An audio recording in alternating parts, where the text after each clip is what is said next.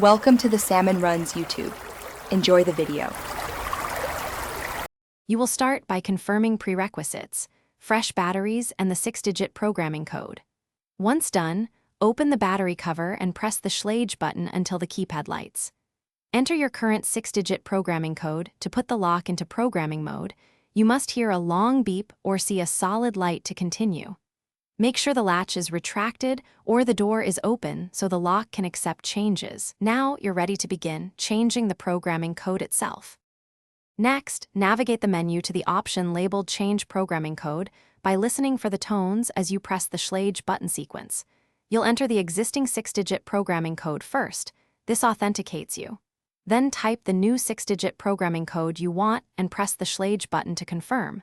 Re-enter the new code when prompted to verify. Wait for the success tone and a green light indicating the change saved. If you don't get confirmation, repeat the sequence carefully.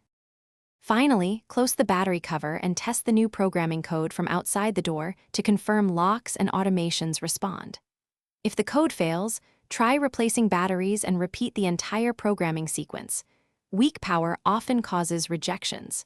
If problems persist, perform a factory reset per model instructions, then re-enter a new programming code.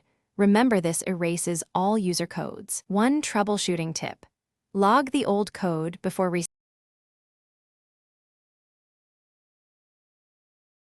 Thanks for watching. Consider subscribing if we helped you.